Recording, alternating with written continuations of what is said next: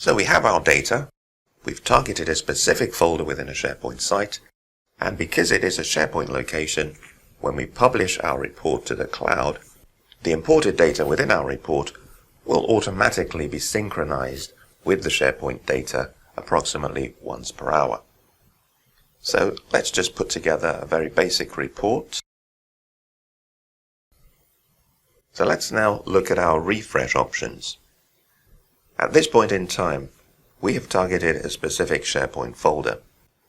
The aggregations that we're seeing apply to all files within that specific folder. So if we have subfolders within the targeted folder, any files within them will currently be ignored. Let's put that to the test. I'm going to drag a folder called Additional Expenses into the Expenses folder. So those items have now been uploaded. Now clearly, if I were to drag the individual files within Additional Expenses into the Expenses folder, then when I refresh my report, I would expect all the new files to be taken into account, and I would have new results for each of the aggregations.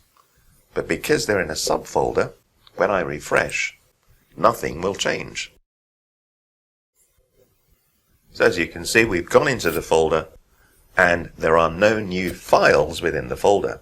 There is a new subfolder, but currently our solution is stuck on a specific folder, ignoring any subfolders. So let's say that we want to change our approach, and we'd now like any files within subfolders to be included in our aggregations. So we'll need to go into Transform Data and modify our filter statement. So if we look in the applied steps, the second step, filtered rows, was the one where we actually targeted a specific folder. So you can see that what we've ended up with is an equals filter. So it's saying basically the value within the folder path column has to be equal to this string.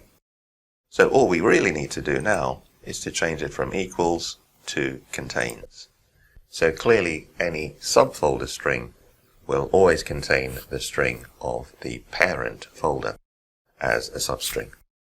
So if we click OK now and close and apply, we should now see all the files within the subfolder being taken into account in producing the aggregations.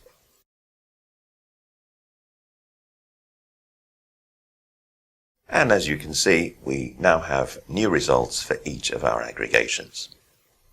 And let's finish by saving our changes.